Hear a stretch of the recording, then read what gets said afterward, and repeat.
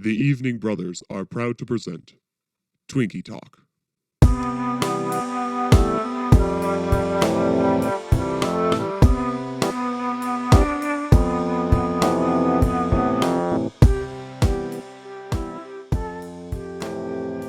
Preston, I have a radical idea. I think you should intro us this time because this is your movie. Oh, Yeah. Yes.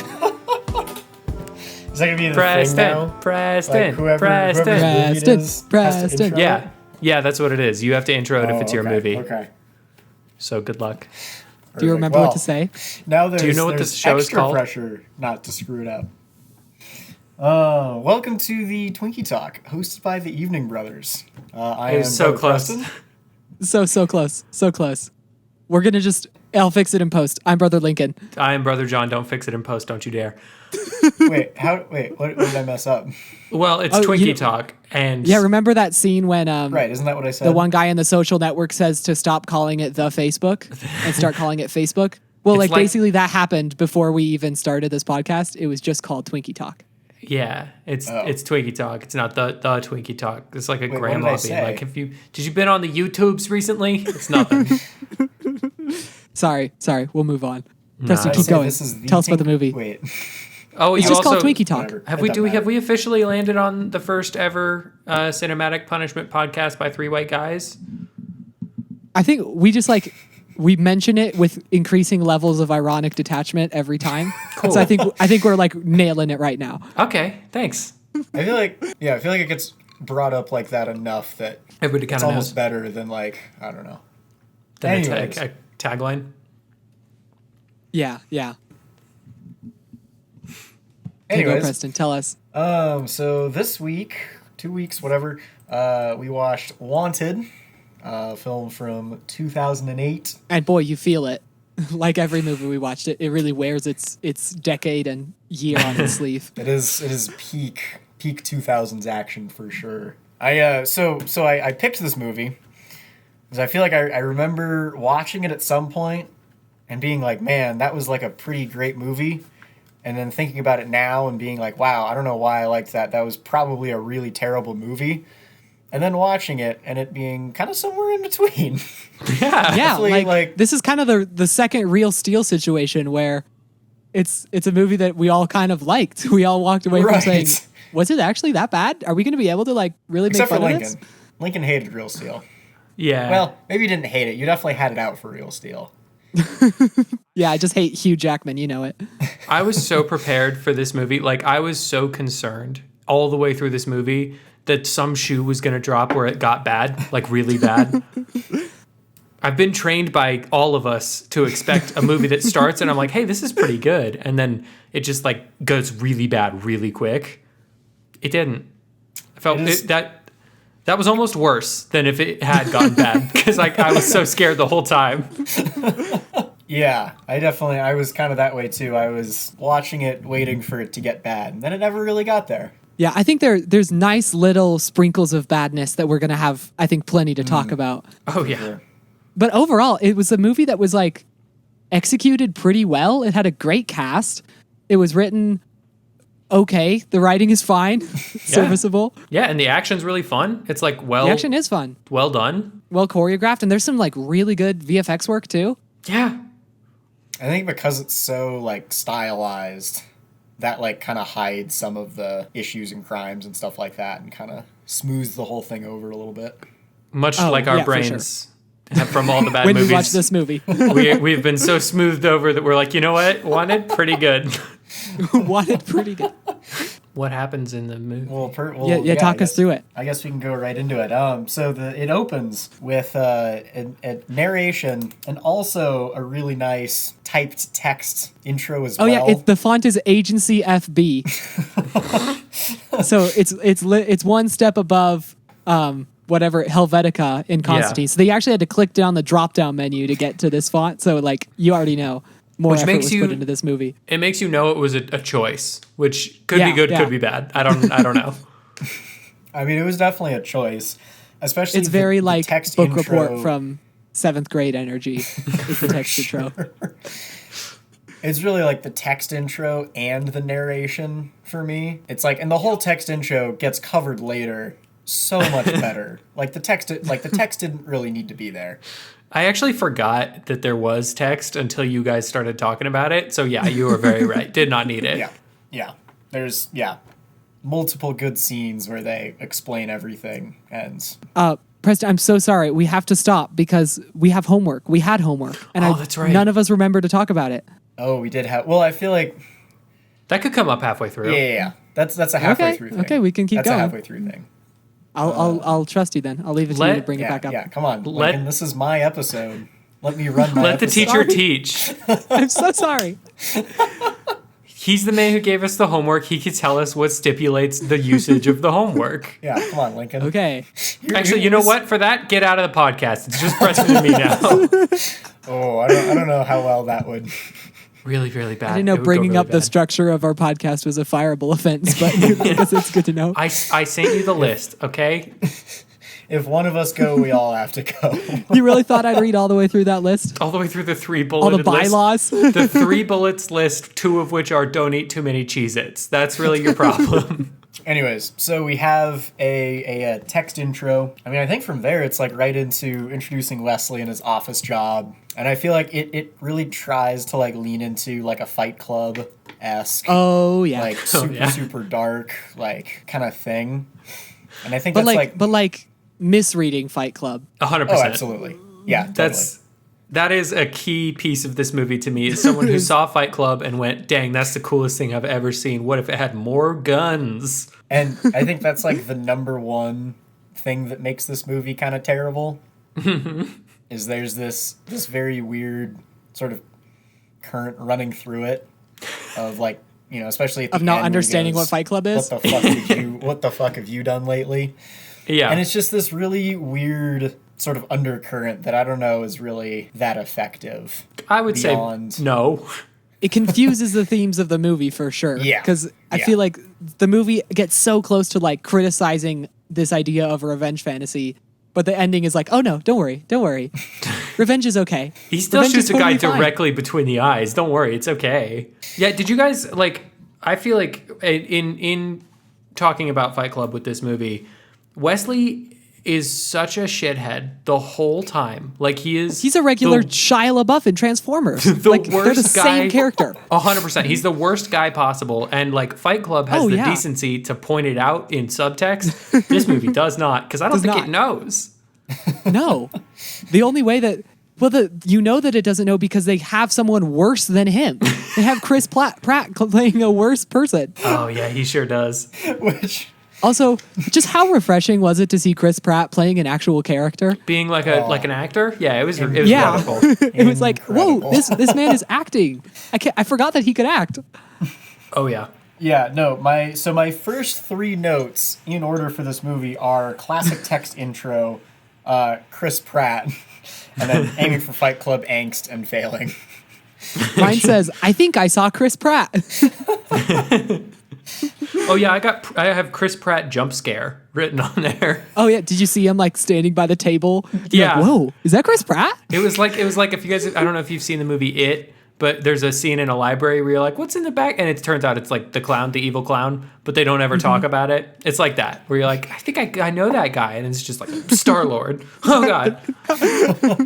And the fact that it was made before he was famous means that the movie is not like trying to draw your attention to the fact that he's Chris Pratt. He's just an actor in this Just movie. happens to be and you know there. what? He's doing a good job. He is doing a good job. I will say, he plays a real shithead of a character, and he does it pretty well. All of my favorite Chris Pratt roles are when he's a really terrible guy. True. Truth. Like the beginning of Parks and Rec is peak Chris Pratt. Oh, yeah. energy. For sure. I feel like for sure. all of the Guardians movies, he's just like kind of the worst guy in the best possible way. But also the movie is like actually trying to pull him through a character change because of it. It's not. So maybe we should talk about James McAvoy now, which Oh, yeah, also 'cause- he's another actor I really admire and like his work a lot. Not as much in this one, I didn't think, but yes. I don't know how much of it was his fault. I think he's doing a good job with what he was given. Some of the time. I'm sure we'll get to some of it. I guess we'll get to it. Thank you for being so polite, John. That was a lot of really easy talking me back down out of my Get into it a And little Lincoln, more. Lincoln, I know you well enough to know that you are going to make plenty of statements on this podcast that you are not going to be able to walk back from. So just seems like I should give you this one. Every once in a Thank you while, so we need much. to let you have a win. Or you'll leave. Or maybe I really will quit. Yeah. So yeah, we get a good intro on Wesley and What is it? Wesley Gibbons? Gibson. I think his middle name is Wesley Allen Gibson. even. Wesley Allen Gibson. Wow. That is some deep knowledge. And then I we heard get that, John. thrown Don't into an action set piece of one of our protagonists, or I guess technically the antagonist of the movie. The antagonist of the movie, but not the villain. Right. Yeah. Yeah. 100%. That is the exact right way to put it. And we get our first intro to the fraternity beyond the text intro. I feel like this scene does a way better, does kind of a better job, but it introduces sort of what the fraternity is and who's in it and what Wait, they can do. which scene are you talking about? It's the one that ends with him getting shot in the head with he's like standing on the Okay. X. The first Yeah. decoys Okay, I just scene. wasn't sure if we had moved on past that yet. Oh, I hope not. No, absolutely not. This scene is the first example of my favorite part of this movie, which is the best jumping through glass shots ever. It's so great. I so hope you're fun. not being ironic because that No, I am dead serious. That is probably my favorite part of this movie. inject that shit directly into my veins. It's beautiful. The glass like holding the shape of the person that jumps through it and like peeling off like Michael Phelps pulling out of the water. It's so good, and it's such a great like climax to the moment of him like building up as the camera does its like weird dolly zoom thing as he's looking at. Yeah. Oh, my It's note so says good. nice weird kind of dolly zoom thing. Yes.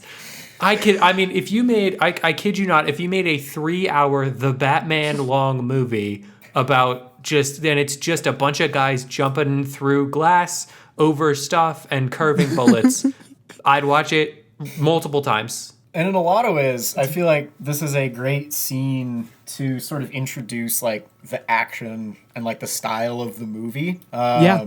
Because so far, it's the first action piece, and it sort of introduces that, like, sort of the, like, little bit of, like, superhero kind of stuff. The weird dolly zoom thing, a thing that kind of continues throughout the rest of the movie. Yeah, he's like charging up his special powers. Yeah. Well, I love that like, it's the sensation of like a spring like pulling and then releasing, Oh yeah. and Yeah. it makes absolutely no sense. But No, zero. I still love it. Don't worry about it. It's like the Flash. It doesn't matter. Well, and Looks I neat. interpret it more as like it's that like tunnel vision, like hyper focus, like which I feel like I sort of remembered that as remembering that thinking like, oh, that was like super tacky or terrible, and then actually seeing it and that actually like kind of works and just like kind of adds to the mythology of the fraternity.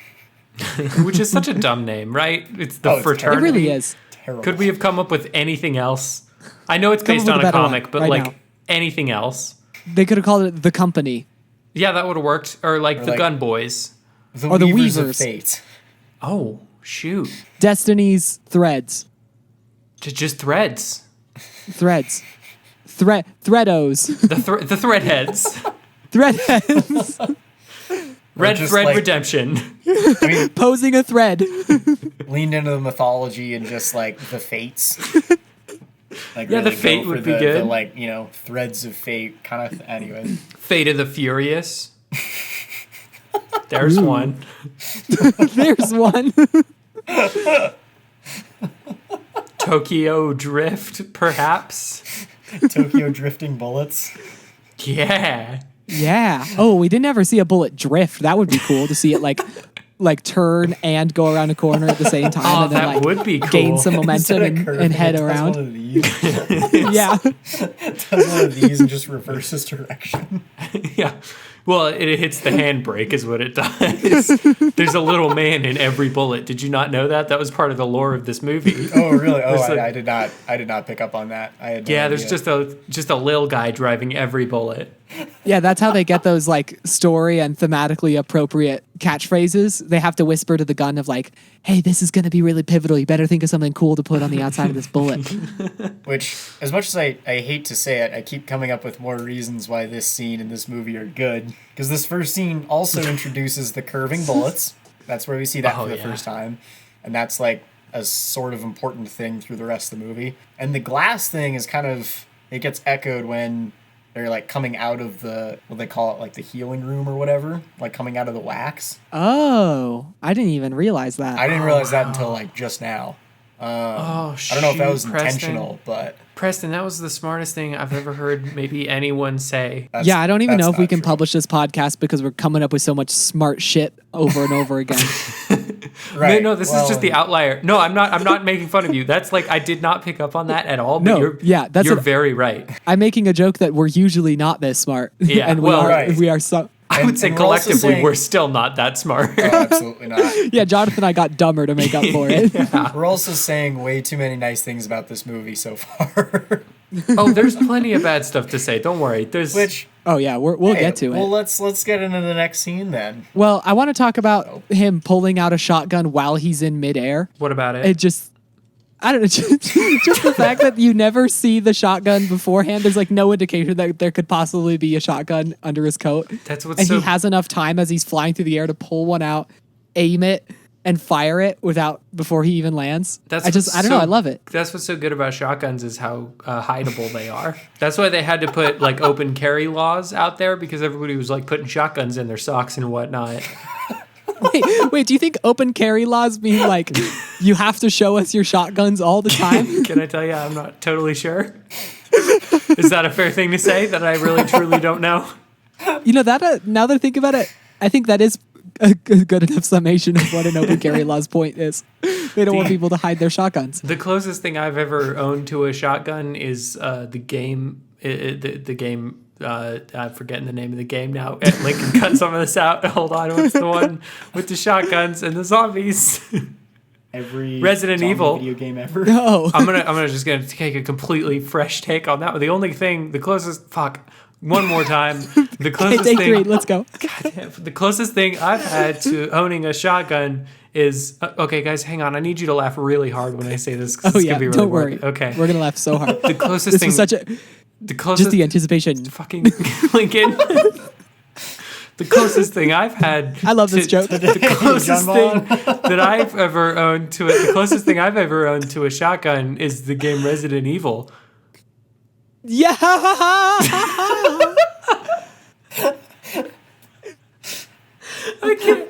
I can't breathe.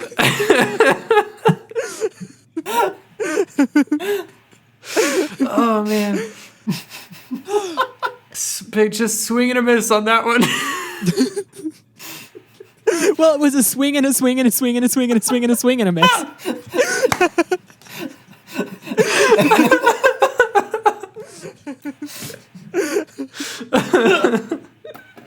Oh, Preston, save me from myself. What's in this movie?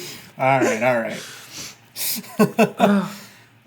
So then we get to meet, or I would say protagonist. I feel like she's a protagonist in sort of a roundabout way. I see what you did there. Yeah, thank you. That was totally unintentional, but I'm 100% going to take credit for that. This is very good. You were should. saying so many smart things. But yeah, we get to meet Fox, played by Angelina Jolie. I want you guys to know. Never mind.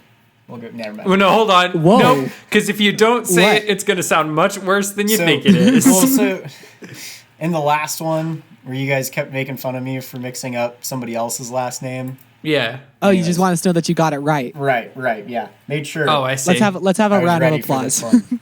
I was prepared. Anyway, yeah, all right. He did it. Yay! Yeah, you Preston. Keep your pity, He made it pity happen. claps to yourself. We get to meet Fox, and we have another shootout action scene, starting in a pharmacy, corner store, whatever you want to call it, and then leading into a very mediocre high-speed chase on the... Well, I don't know if it's highly mediocre. It's pretty mediocre. You know though. what? I have a hot take on this one.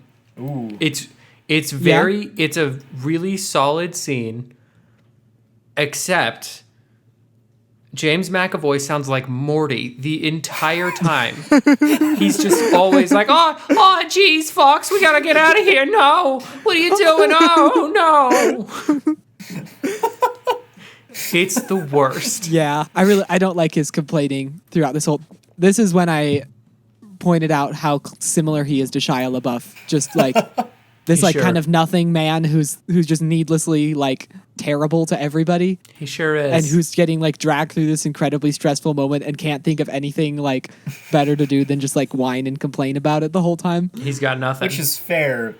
And yes, it is annoying, but at the same time, it's like kind of the right thing for his character and his character arc, though.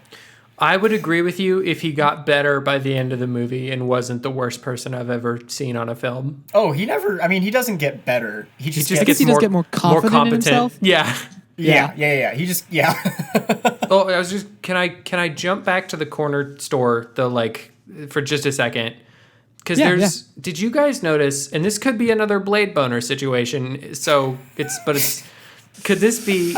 Did you notice... Can that be a thing? Just Blade Boner alert. Here we go. Just a real Blade Boner moment. So You need a button. Did you notice? Did you notice the signs that they had? Because they had they focused in on little signs, and it was like last chance, and you're like, oh, that's clever. And one of them's like, don't miss, and you're like, oh, that's good. One of them says egg store. I'm pretty sure. What?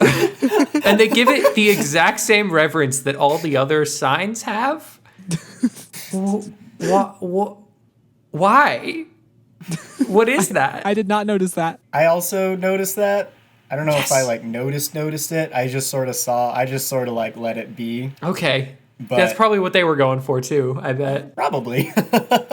Sorry, I didn't mean to derail. I know we're talking about the car chase, but I realized if I missed that, I'd never say it. Yeah, you're good. Oh, you're fine. I have two things to point out about... Actually, I have three things to point out about Car Chase. One was that Angelina Jolie's character has the same windshield budget as Blade. So she's also very cavalier about just knocking the windshield right off the car. Two, I like how the car chase, when it's clear that it's from James McAvoy's, or what's his name, Wesley's perspective, it's all jittery and like disorienting. And then when Fox takes over and is like more in control, then the camera smooths out and it becomes a lot more focused and like more direct of what it's trying to show, to show like the camera is reflecting each person's outlook on the situation.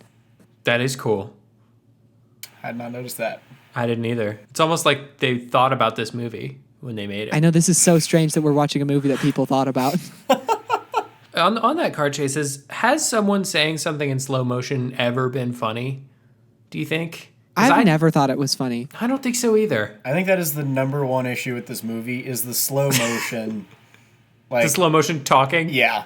Well, the slow motion outside of like the bullets hitting one another and like the bullets curving, everything else garbage. Bad children's animated movies really co-opted that strategy of slowing down the action and then having someone slow motion say something. Yeah. And it feels like it works much better in a medium where it's supposed to be like just a joke with no sense of seriousness to it at all. Yeah, it should be just a big dumb thing. I don't know. I feel like the same way with in the chase scene, the van that Cross steals. I feel like they really lean into the fact that it's like cat food. It's like a pet food delivery, and there's like all the pets like across the dash. Yeah. I feel like they really lean into that just a little too much. Way too hard. For no reason. It's not funny. Yeah. And it doesn't really pay off either. Yeah. And I feel like they could have, put him in a much cooler car and and the whole scene would have been just way more polished and would have made a lot more sense. Yeah, because you get to the point where you're like, this that. van is keeping up with this Maserati. I'm not sure what happened here. Yeah, I don't really know. Like, my Honda Accord is way faster than a delivery van. So, like, I don't know how bad of a driver you'd have to be to, like, not have your supercar outpace a huge delivery van. Or how great a delivery driver you'd have to be. It's one of those two. That's true, yeah.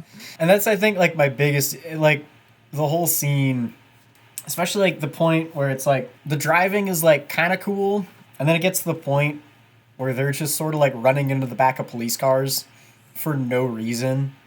Yeah, well, because he said the thing about call the police, and then she was like, well, this is a very good opportunity to just kind of ironically hit a policeman. Did you know Is that ironic crimes are still crimes? What? Ironic not crimes know are that. still crimes?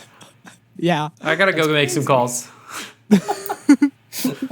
There was something about hearing the Pina Colada song come on in the car that was like, oh, we didn't even know what we were in for when this movie came out. Like, we had no idea what sort of like pop culture content we were going to gain from playing this song over various action set pieces. It is kind of funny, though, that this is what the second second movie with Chris Pratt and the Pina Colada song.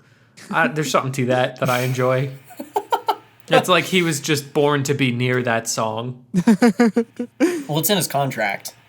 Yeah. He's in the movie. Yeah. You have to have the Pina Colada song. You know, it's kind of crazy. It's actually the other way around. If you have the Pina Colada song, he has to be in the Have to movie. put Chris Pratt in the movie. Interesting. Yeah, isn't that crazy? It's why he hasn't been is good in crazy. any recent movies, because there's no Pina Colada song.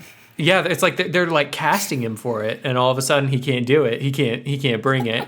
I did love flipping the car over and hitting the bus on the side and then flipping the bus over and then driving over the top of it and landing on the road. Yeah, you know There was what? a level of like tomfoolery that I think modern action movies don't have enough of. I think you haven't watched enough Fast and Furious, Lincoln. Because if you I guess it's like true. that kind of tomfoolery, let me tell you, they are chock a block full of it. There's what, 10, 11 movies? If you count Hobbs there and Shaw? There are 11 if you count Hobbs and Shaw. Yeah. Thanks for acting all vague about it, Preston, and saying exactly the correct number. Yeah. Oh, there's of like, I movies. don't know, like 10 or 11 if you 10 count the or- spin-off.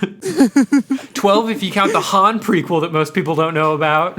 There's a Han real thing. prequel. Yeah, it's a real thing. It's Really? I don't remember what it's called. I'll find it for you. Also, there's a shot of this movie where Fox and Wesley pull up in the car and then they pull up right next to this other car and the people in the other car look at her and then look at the car and then look back at her. And I was like, filmmaking. This is like the frame is being used to convey a comedic point. This is great. They're making a movie. Anyway, so then we get introduced to what is potentially one of the sort of cooler villain hideouts, locations for your evil empire. There's a giant, still in progress textile mill. I do like that the textile mill is like a functional mill. I do too. I think that's cool. Right. Well, I mean, how else are you gonna, have a legitimate business front? Yeah, how else are you gonna buy all the bullets? Right. Exactly. Yeah, it's true. I mean, have you seen the healing room? How are you gonna pay for the healing room without your? I have so many I questions. have a lot about of thoughts about the healing room. Yeah. Okay. Well, we'll Yeah. get to that. We'll get to that. One thing at a time. I like how you said that, and Lincoln and I both were like, I got a lot of things to say about that particular collection of liquids. Interesting way to put So that. what about the textile mill, Preston? Well, it's just so we go to the textile mill for the first time, and like Lincoln so kindly reminded us, we get to meet Sloane, played by Morgan Freeman. I feel like is like one of the better characters in the movie. Well, maybe not better characters. What do you mean by one of the better? Like more portrayals, interesting? maybe. I mean, I also like Morgan Freeman, if that's what you mean. Yeah, he's one of those actors where he's very typecast, but I also am pretty much on board with the type that he's cast I as. have so no problem fair. with it, That's and very I'm fair. not entirely sure he can do anything else. Like, I have no reason to believe that he's got other stuff in his belt, because why would he need to? yeah, he plays it so well. But yeah, we get to see. It's really like when you have exposition to cover, you could either like have it be clunky, or you could like spend a lot of time and effort and weave it into the narrative, or you could just have Morgan Freeman say it, and it's like no one will question it. I don't even mind. It doesn't matter. And that's to why me. you don't need that text at the beginning, because you just have Morgan Freeman read that text, and his voice just takes care of the rest. Which he pretty yeah. much does. Oh, I'm yeah, pretty 100%. sure. Yeah, I mean, Yeah, between it is. That's this true. scene and then the Loom of Fate scene, like, explains all of that information so much quicker, better, Yeah. less painfully. So the next thing that happens is Sloane, Morgan Freeman forces Wesley to shoot some wings off flies. Which I feel like is kind of a crazy demand to just make out of nowhere. Such Right. an escalation, right? Like it goes from like hold a gun to like do the most impossible thing with a gun. Right, yeah. Like I probably would have had him shoot a target to make sure he could do that. Also, like, they're on the second floor. So where are the bullets going after he shoots those flies? I like to think that the people who work at the textile mill don't know what it is. And so every once in a while, they just kind of like get a shot in the shoulder and they're like, man, textiles are so intense. Part of work, it's part of the hazard pay. Must have been a shuttle. Yeah. That's why the benefits are Must so have been good. one of our bullet shuttles. I guess we're making a red rug today. I didn't know that, but we've changed our minds. After he shoots the flies, Morgan Freeman hands them to James McAvoy. And then for the next whole scene, he is holding the flies in his hand, and the movie doesn't let you forget that he's still holding them. And like, if you've ever had to throw a dead fly into the trash or something, that feeling is like so visceral and disgusting to like have to hold a fly in your hand. Yeah, you hold on to that fly for as little time as possible. But he's like, I got a gun and I got some flies, and we're gonna have this discussion right now. Well, that's his next challenge, is to throw the flies in the air and then get all of them before they hit the ground. It's part of the training. Wait, did that happen? No, That but it should have. didn't happen. Oh, okay, good. Also, wouldn't that be like... There's a couple moments I was looking down at my notes. I was making sure I didn't want. I feel like that'd be easier than just shooting the fly wings too, right? Like that would be kind of a downgrade. I mean, fair enough, but I'm not saying I wouldn't be into it. I'm just, Is this where we talk about homework? Where do you want to do that? I'm sure we can talk about that's probably a decent segue. And talk about the homework. We have a working textile mill that's kind of the front for the whole thing. And so the homework was to come up with what your fraternity of assassins, what your front organization would be. And So why. I think it's more than a front. Like the fact that they're weavers is actually important to the story because the loom of destiny somehow weaves little mistakes into the tapestry that show targets to get killed. Yeah. And they get decoded from binary to English, which is like a crazy good luck of coincidence that it's two languages that we understand. So in that spirit, I think that my fraternity of assassins would be a guild of what used to be fortune tellers and are now astronomers. And so they're like reading the stars to see who their next target was. And so they started out as like astrologers studying in those cool like reflection pools. And then now they're like high profile like space researchers, but that's like the front. I got some questions. I think most notably, stars stay pretty much exactly the same all the time. Right. No, this is also an issue that I have. So I'm taking the same leap of faith that the movie's taking. You're not though, because the loom doesn't always stay the same. The loom makes mistakes. Are you saying that stars pop in and out all the time, or are you saying that you get like every week it's just like, it's Kevin James again. We have to kill Kevin James. We still haven't. We still haven't done it. He keeps How many making more incredible Kevin mall cop James- movies. How many more John Smiths are there? Yeah, right. They're just like wiping out anyone with the name John Smith. No, I mean like the ancient people would read different things in the stars every time they read it. Mm-hmm. But now we're smart and we know that was- stars don't do different things. No, they do tons of stars move around and they are influenced by gravity and there's nebulas and supernova and black holes and orbits and meteors and comets. There's so many things happening in space all the time. Pretty sure that's not And true. planets. I'm pretty confident it probably not, right? Stars stay about the same most of the time. No. So how would Well, this, stars move how a would lot. this ancient people have advanced enough technology to be looking at? How did ancient people in this movie know about binary? They made it. They figured it out. And Right. just because they were like, I hate that Greg guy. Can we say this says Greg? Can we make sure this says Greg? So wait, is your opinion that they're not actually being told by fate or that they are? No, they are. It's just like, or they were at some point, but not now. Now it's just Morgan Freeman choosing who to kill. Which, when you think about it, is just like a group of assassins, right? That just they make a whole moral thing of it. They're like, oh, it's not fate anymore. Now we're not allowed to kill. Like, you were still killing people. It's the same Still just thing. killing people and just kind of trusting that it was the right decision. Yeah. Also, if fate stopped telling you who to kill, but Morgan Freeman did start, is there like a big decrease in like powerfulness or urgency of the request? It's almost the same. I hate to be the guy that brings Evan Almighty into this podcast again, but I'm pretty sure he is God. Yeah, so like, is it really that big of a difference? Well, Lincoln, your one's dumb, but mine is, I think, my front would be an end credits production company. So like they make the end credits reel for a movie, and whoever the best boy grip is the one that needs to die.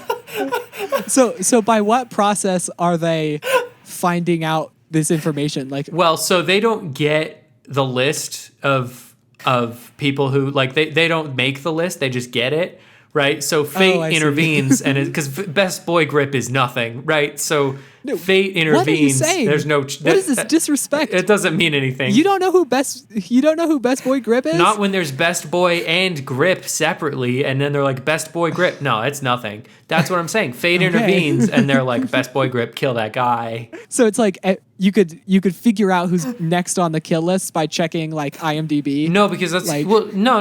Because that's what I'm saying. They weren't involved in the movie at all. It doesn't matter. It's just a name. No, that's what I'm saying.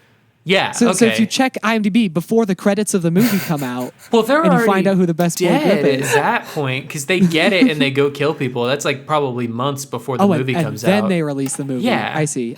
Yeah. I'm so sorry. How dare you? I didn't mean to question your amazing theory. It's okay. It just Far be it from me to criticize someone else's homework.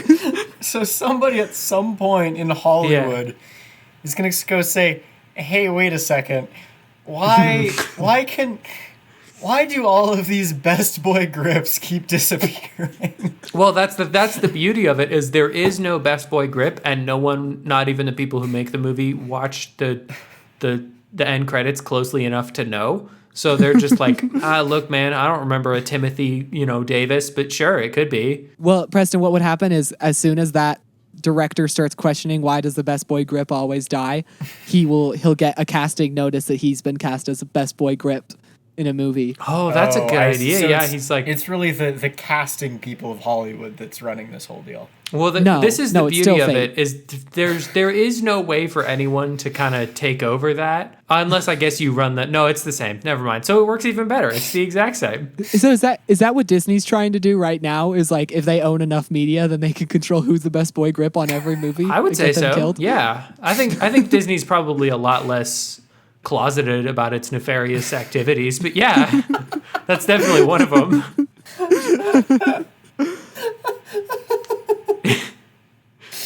Conspiracy theories on. We found it. Yeah, we have a separate. We got it. A whole other podcast now. Brought to you by the Evening Brothers. Yeah. It's a podcast within a podcast. I have a note that just says, "Hey, I remember that shot, but I don't remember what shot I was looking at when I." Oh, I do remember.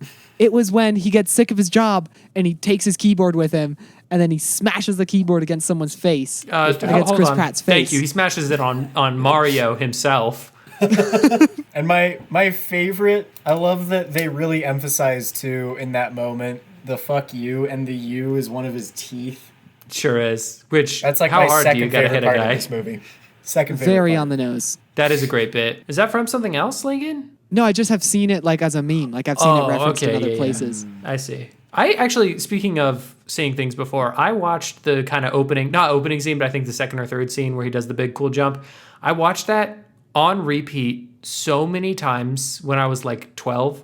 I remember finding that scene on YouTube and being like, cool, this is as cool as life can get. So... Can we talk about the milk bath yet, or what? Sure, yeah. Let's talk about his training montage. I was about to say, yeah. I forgot about that. The next thing Okay. that happens is we get thrown into a very, dare I say, haphazard training montage. Yeah.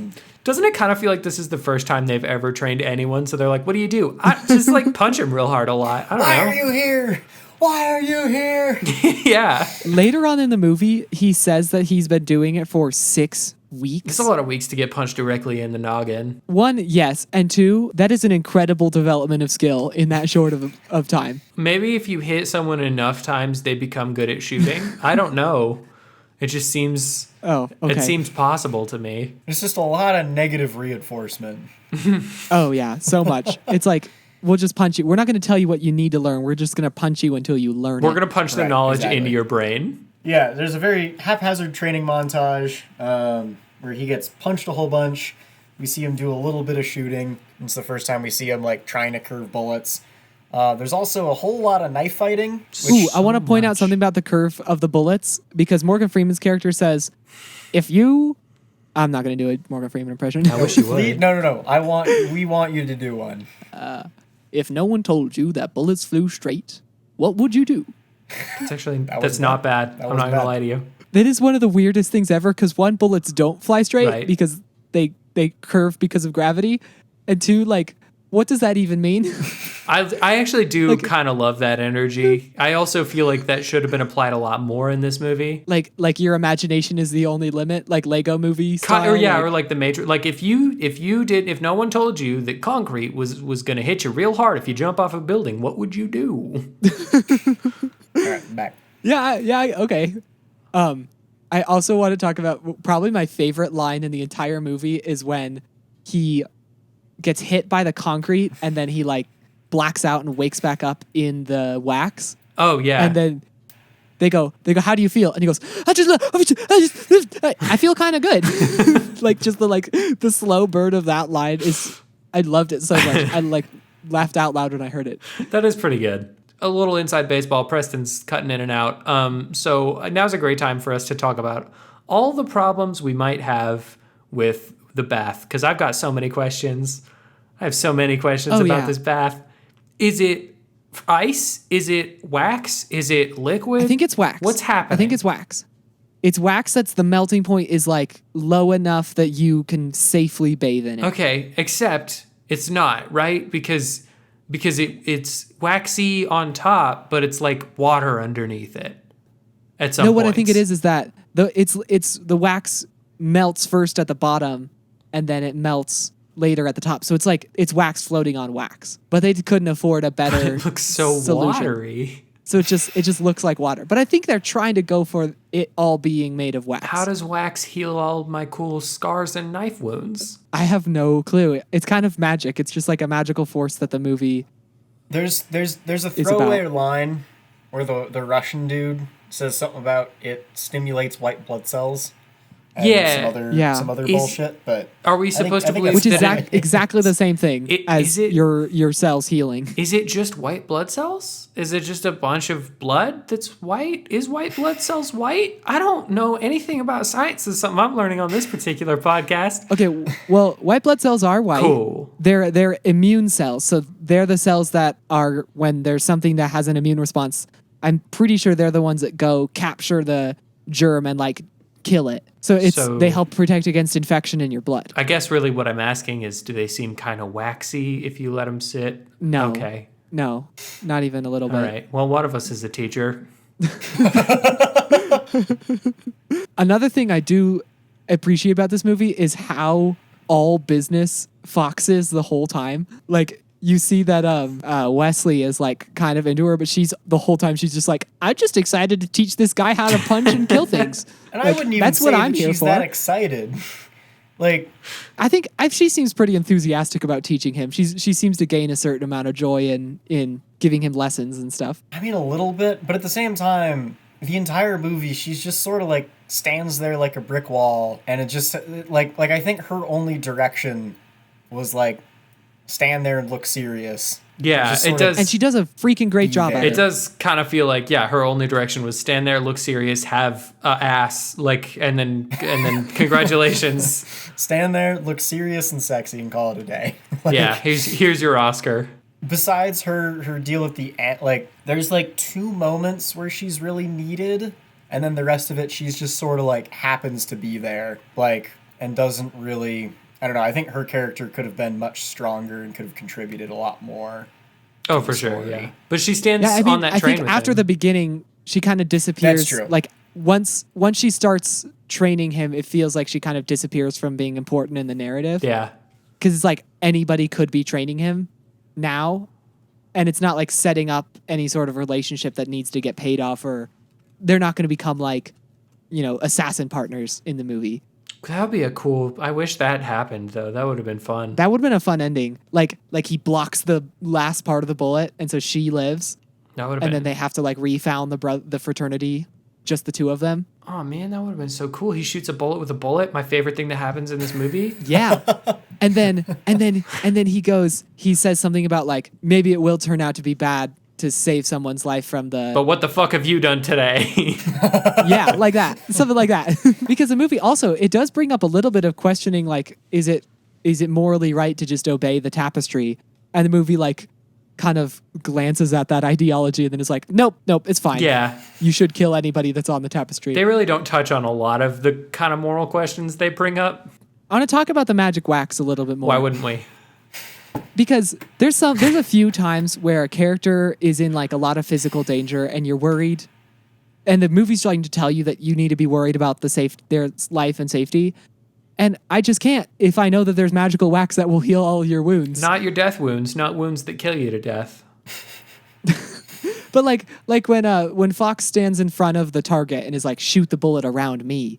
I was like, well, I wouldn't stress out too much because if I accidentally hit her, we could just put her in the wax real quick and fix it. I thought about that too, except he shoots directly at her head for some reason. That's true. Let's just level with the So maybe target. I guess. You can curve bullets though, so couldn't he have just like shot towards her like middle and then hoped that he curved it around and up? Curve it up a little. So the next thing that happens is we start to see Wesley actually taking on targets, and then we have a little bit more of the moral discussion that's very half-assed and very vague. Yeah. And not well done. Tell us about how they get their orders. We kind of touched on it, but we should hear the whole rundown of like how the situation is supposed to be so you working. got the loom of fate that for thousands of years has been skipping stitches, and you look at the skipped stitches, and if it's vertical, it's a 1, if it's a horizontal, it's a 0 or something. And then it's binary that you then translate into a name. Can I share an interesting fact about this? Did you know that is how the program memory was coded on the Apollo guidance computer that guided the spacecraft as it went to the moon? Wow, I didn't know programmed spacecrafts were with- guided by just a bunch of carpets. That's cool. No, so it was a metal How many metal looms did they wire that have was on fed the through. Apollo So mission, they had to Yeah. they had to do it all How by many hand looms? actually. And did they tell them like? Did the loom tell them where to go? Was it like moon? Go to moon. Good luck. No, For no, controls, I'm saying you have just like it a was metal smaller, threads like, handheld loom going to, in and out like, of magnetic rings. And so if it skipped the magnetic ring, it was a 0. And if it went through the magnetic ring, it was a 1. And they actually use that to code it so that when you run electric current through that ring, you can tell which parts of it went through and which parts of it didn't. Oh wow, that is and they cool. use that to program in memory for a spaceship. That is cool. Did they bring the little handheld loom onto the spaceship on the moon so that if they were like, "Can I go to the potty now?" and then the loom would be like, "No." Can I go to the potty now? When the loom says no, it might be a no or it might be a not yet. You don't know. Instead of your magic 8-ball, you just bust out your loom. Yeah, run loom the shuttle back closes and one forth a couple door and times, opens another. Oh, nope. Okay, sorry, guys. Yeah, I can't. I'm sorry, I can't do the spacewalk. Loom said no. The loom giveth and the loom taketh away. Never mind. Also, is it just a fully mechanical loom that they're counting on the random mistakes in the loom is what's creating the code? Right. Well, and the thing is they're taking like a 6-inch by 6-inch section and just sort of counting what's in that section. And it's like, are you looking at the entire thing and, oh, there's a lot of this little section has a ton of mistakes. Let's look at this one. Because they're very clearly not taking the entire thing. I mean, we don't. Dividing it up. Because it kind of We seems don't like the see equivalent them. of like looking at a cloud, like forecasting from a cloud. Like this cloud looks like, Joseph Gordon-Levitt's head. I need to go kill him. I need to go murder Joseph Gordon-Levitt. I mean, we don't see them like not taking the whole loom, the whole piece of weaving, right? Like, Well, you see you see at the very end of the table, there's a roll where they're rolling all of this fabric that's true. onto. Yeah.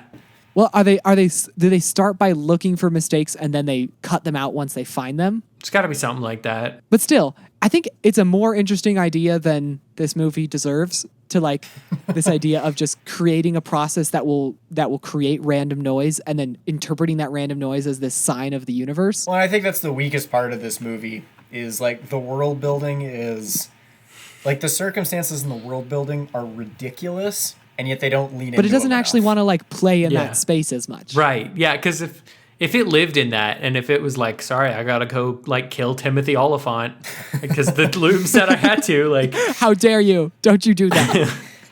And you compare that to, I don't know, let's say John Wick, where the world building is just as ridiculous. Let's just say John Wick, just for example. hypothetically. As we're talking about movies about Well, it's like, underground I feel like it's guilds a of fair assassins. comparison because like the world building is sort of ridiculous and far fetched and like really leans into the mythology a lot, which I feel like this movie also tries to do, but it doesn't lean into it enough.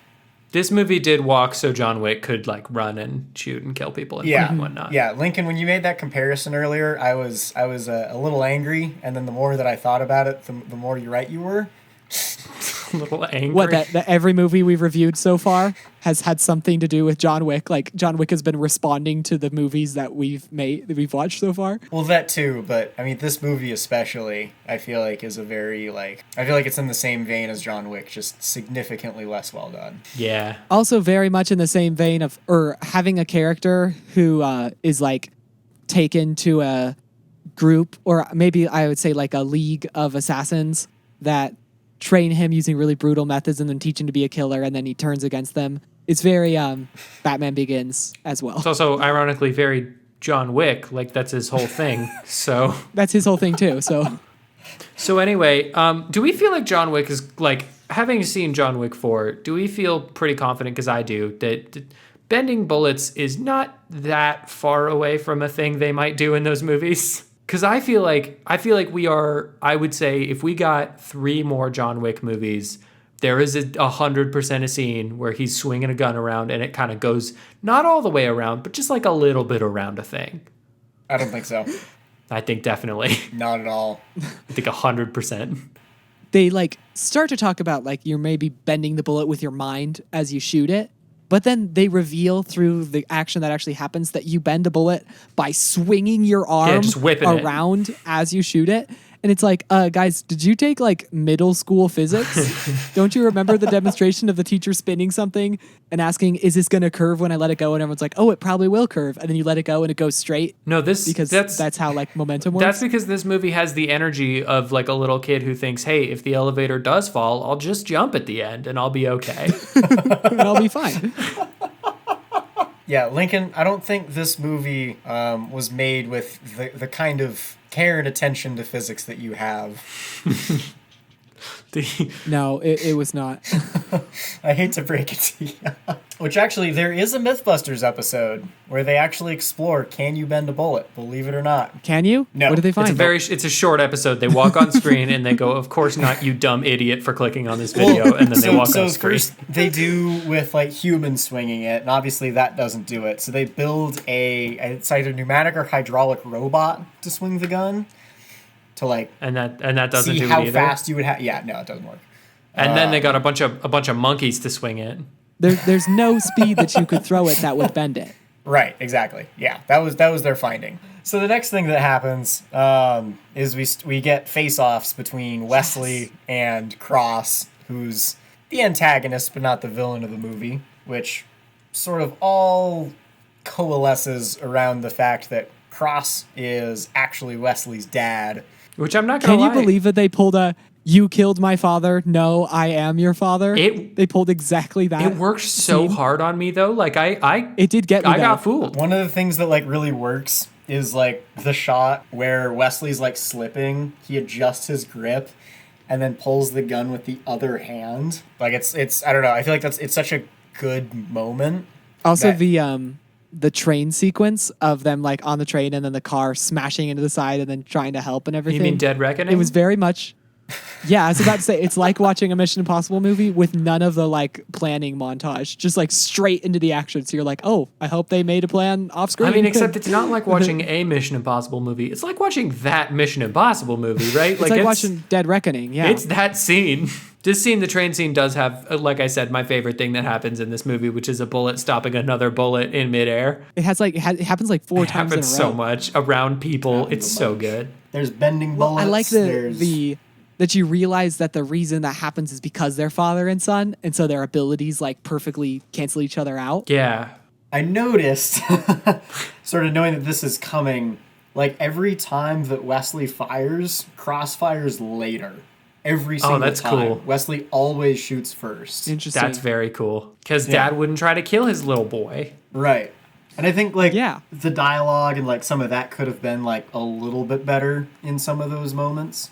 But overall, it's surprisingly well executed, with the exception of Fox just sort of standing there and just sort of gives a very stoic, and then Yeah, says your that's name I couldn't comes even up, tell where came she up. was. Like, was she supposed to be like within view? Like, it never showed an establishing shot of them like seeing each other. Like, I couldn't tell that they knew where each person knew where the other person was. That had the energy to me of some, like a test audience being like, does he know? Like, what's happening? And so they just shot her being like, yeah, yes. Yes, you are right. You got me. He was your father. You done got me. Later. Well, and it could have been more impactful, too, with her trying to get to Cross before he can talk to Wesley and explain it. Oh, they do talk about, they like have these flashbacks of his father trying to get across to Wesley and tell him about this terrible thing, like try to separate him.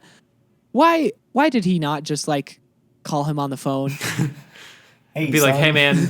Hey, bud, Guess I'm your what? dad, actually. You know, that's true. Well, and at the end, there's the reveal of his house that his dad literally lived, like, right across the train tracks, like, window to window. Like, this man is a master assassin. I really think he could have found the time to just like visit this Right. man's house. He could and have be walked like, across okay. the train tracks and just knocked on his window and said, hey, what's up? Yeah, or send like an email with some JPEG attachments. Probably could have done it. Like, there's Yeah. a lot of ways to get this message across, and very few of them involve guns and bullets. Why is this movie called Wanted? That just hit me. There's Oh, I do know Okay. why. I think it was something that you do have to like read it a little bit. Like you have to read into it a little more. I think they could have made it more Oh, clear. sorry, Professor But I think Lincoln's it's that. back on. Okay. Well, it reminds me of the Apollo program. Just kidding. No, I think it was that his desire was that he needed to be wanted by people. Like he needed to fit in. He wanted to be wanted. And so now it means like double meaning. Like he is wanted. He wants to be wanted in like the personal sense, but all he gets is wanted in the like criminal, we're going after you sense. I No. I I don't disagree with that 100%. I don't think that's true, but I do like the idea that he like wants to be wanted legally and emotionally. That's what I think they could have done more to make that title mean something. But I think that's what it seems like you could read the title. as. Okay. I don't think they put that much thought into it. There's like two shots where he's like looking at like a newspaper stand after he turns around from the ATM, and it says wanted, and it like talks about the rooftop shooting. And then he looks up, and then Fox is sitting there with her sunglasses on. They just sort of had to throw the name on there. I think it's because it's based on the comic book Wanted by Mark Millar. I think is what that is. Ooh, that's interesting. I don't know. I think I like my idea. Okay, yeah, more. your idea is good. Emotionally wanted. Wouldn't it be called like needed or like No, appreciated? because wanted has a double meaning. Oh, except one of them, actually both of them kind of don't make sense. Yeah, I think the movie should have leaned into that more. I feel like the movie, his quest for like purpose in life is really muddy. It's very muddled by the actual content of the movie. I mean, the movie kind of shoots itself in the foot in that regard, because if you are like need a quest for, stuff, hope, a life, and then somebody comes to you and they're like, you're the coolest guy ever, then you're good. The Lego movie? Yeah, it's the Lego movie, but more guns. But I even feel like the Lego movie, it does a better job of actually following through on that. I agree. idea. Because the Lego movie doesn't have him be the coolest guy that everybody wants to know. Yeah. Like imagine if the Lego movie, they send him back to the Lego world and they go, whoa, actually we were wrong. The special was about a specific person and it was you. Yeah, sorry, we messed that one up. It's been you the whole time. And it's not that revenge itself is something that you should try to get through. It's that you just weren't revenging for the right Yeah, reasons. do a revenge, but do a revenge when you know who your dad is. Yeah. Like imagine if John Wick killed all of the mobsters that killed his dog, and then he realizes that he killed the wrong people, and for a second he's really mourning about all the innocent lives he killed, and then he just goes, well, now I just got to kill the people who really did kill my dog. Can I add one? And then the movie can I just add one thing to continues that? on. He's What? going around and he's killing all these mobsters, and then he kills one lady, and she's like, "Actually, shoot, I was your wife." Turns out, I was a dog. I was your dog and wife somehow. I was your dog wife. I was your dog wife, Belinda. And then he goes, "Oh no, my quest for revenge has killed the very thing I was trying to bring justice to." my dog wife. And then he goes, "Well, now I need to kill the right people." Yeah, That all seems a little convoluted. you're right. I agree. Couldn't agree more. Actually, You're right. It would be very convoluted if a movie decided to do something like that. So the next thing that happens is Wesley Thank you. is rescued by one of his dad's friends. I don't know. He helps him get to his dad. It's a whole thing. the Alfred to his dad's Batman. Oh yeah, 100%. Oh, yeah. 100%. Well, yeah, and he discovers the Batcave later too. He does. Well, it's more of a Harry Osborn discovering the attic that has the. I wrote that exactly. I wrote he finds his dad's workshop just like Harry Osborn in Spider-Man 2. I do like how the Alfred to this man's Batman says, "Your dad thought sacrificing his life was worth it to save you." It's like, this man, he didn't sacrifice his life. You just straight up killed him. Wouldn't you like have him hold him by like on the train scene, right? There would be so many times where like you're holding him up and you would be like, stop, I'm your dad. Hold on, I'm your dad. Stop. Wait, I'm your dad. Yeah, he really has nothing to lose at that point. Literally nothing. He'd be like, I'm your dad and I can prove it. Or the train lands and he's like standing over him with a gun and he'd be like, wait, hold on. I'm actually your dad. Turns out. So then we go into the final battle where Wesley puts it all together, where he gets a whole bunch of rats with And kills a bunch some of peanut rats. butter and some explosives and watches. I do not like needless animal cruelty in movies.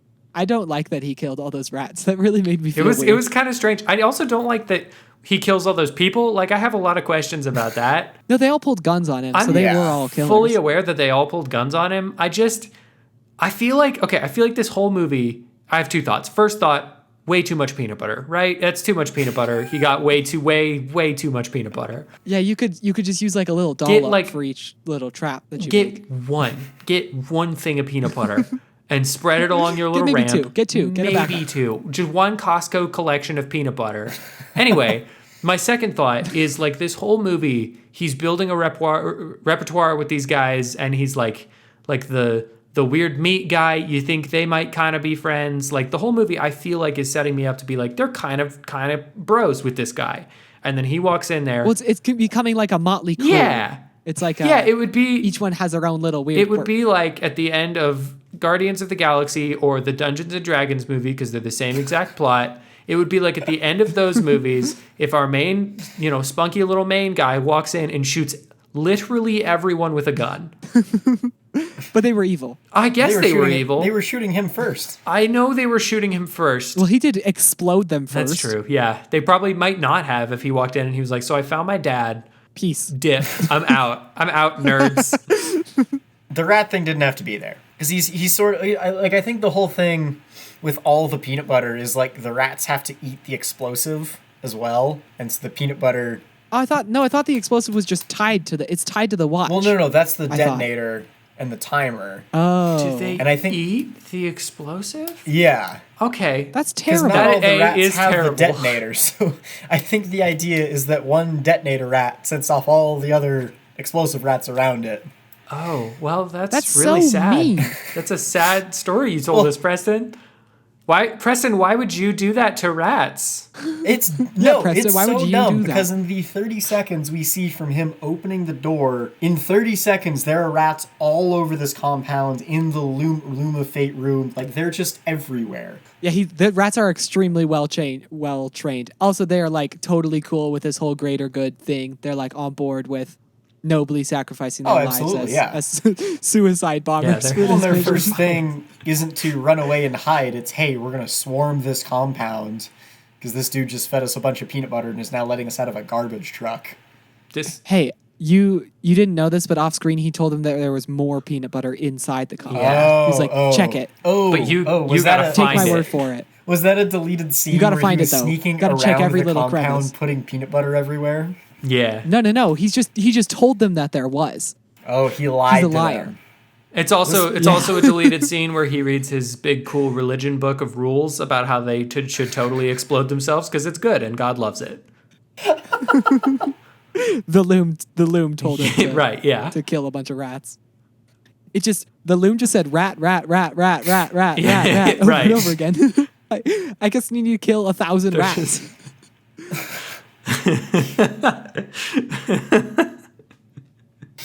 So the next thing that happens. Hold on, don't move fast. I love the idea that the loom people are like, holy shit, like as it's rolling through, they're like, this can't be right. And then they see the rats like crawl into the room. So then we get the second glass breaking scene or shot of the movie. Second and arguably worse. Oh, much worse. Yeah. Yeah, for sure worse. Definitely worse. And then we get what's a pretty cool hallway scene, kind of running through the looms and The leveling loom up that and the shooting hallway people of and- infinite length. Oh, we didn't there's a shot of before the attack happens, like right before, of Morgan Freeman really solemnly doing a cat's cradle in his hands. Oh, I missed it.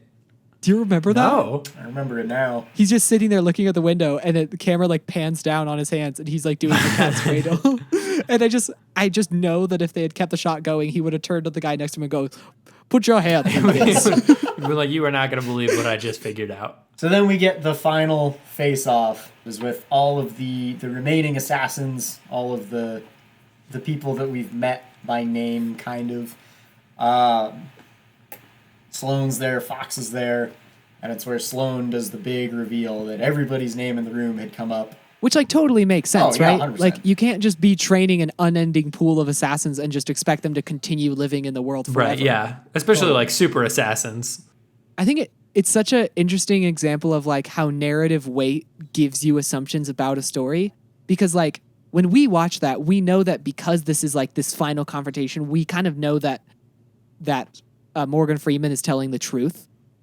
Like we know that from watching movies, that in the final confrontation is when it's all laid out on the table and you can finally know who to trust and who's speaking the truth and who's not. But like, according to the characters in the movie, they're really just taking him at his word. They don't know that they're in the third act of this story. Like, they don't know that this is the stage of the story where everything gets revealed. They're just like, oh, well, I guess he wasn't lying about all our names coming Actually, up. to the point He was telling the truth about to the that. point that he gives Fox hers, and she's like, your name came up, and then he gives some other guy, your name came up, and then like a third guy, your name came up, and but then he goes around the room and just like sort of throws papers on the ground. Like, I assume he had those three, and then the rest of them were blank papers that he was like, yours too, Derek. Also, John, Jimmy, Jason. Yeah, your name came up too. what's your name? Frank? Oh, okay. You're fine. Frank? You're chill. Yeah, Frank's cool. You're fine. Get out of here. Get out. You're not even in a Yeah, get out of here. Go get yourself You a were here sandwich. to ask me about. Oh, the janitor's You're cool? asking me Oh, about awesome. the shipment of linen. You're our DoorDash guy. You can leave. You're good. Oh, you're an actual weaver. You were here to just ask me about the supply of thread that was coming. Yeah. in. Oh, you're good. you're Go. applying for a real job. Okay. Let's see how this Give goes. us You know a what? second. I'll get back to you Give on us a second. We're gonna handle this little internal issue real quick, and then we'll chat. I'm gonna let you know if we have a business What's by that? the end of this, You know- and then Thank you for your resume. I'll take a look at it. yeah. A lot of promising things here. Thank you. Well, great, because we just had a whole bunch of openings. This is cool. You're actually overqualified for this job. Okay. Anyways, Anyways. yeah. So she shoots everyone. Yep. Which how hard do you have to whip a gun to go like a full circle? I have no idea. It's a very tight. It's not a circle. big circle. It's not like a stadium. It's Just a like room. the amount of velocity that the bullet has to have to continue. Anyways, and that's Wanted. That's a wanted. quality movie. It's fine. Quality movie. Of the movies we've watched, Give it how much does it use it? oh yeah, it uses the hell out of it. So John, tell us about what we're watching next. Okay, so we have I've noticed a trend. We have watched quite a few adaptations of comic books / franchise pieces. That's what I'm going to say. We've watched a lot of those. Okay. So I'm going to shake it up a little bit. We've also watched a lot of just like big man shoot a big gun. So Yeah, we have. the movie we will be watching is Vin Diesel's The Pacifier. And I'm fully aware that we've seen a Vin Diesel movie already, We are watching The Pacifier. Your homework is, I couldn't think of a lot here, but I want you guys by the end of the movie to tell me who in this movie is a Nazi. Because there's, I think, one pretty obvious answer, but I got some questions. So. Okay, so we're gonna really dig deep into this. Who is Keep a an Nazi eye out. in the movie The Pacifier? Who's a Nazi? And I want you guys to choose someone that you don't think the other is going to choose. Oh, okay, Preston. Let's like put this in a more like strict context. Let's say if we both choose different people, we win, and if we both choose the same people, we lose. No. If you both choose the same people, I win. No, your job is to predict who each of us is gonna say. That's even better. Okay, so yeah, I'm gonna say who I think you're both gonna say, and you guys are. If you get the same person, you lose. I win. This is good. Enjoy The Pacifier. I think it's on Disney Plus. I like this. Great. Thank you guys for listening to Twinkie Talk, presented by the Evening Brothers. I have been Brother John. Use it. I have been Brother Lincoln. What did you do today? I've been Brother Preston. Goodbye. We'll see you next time.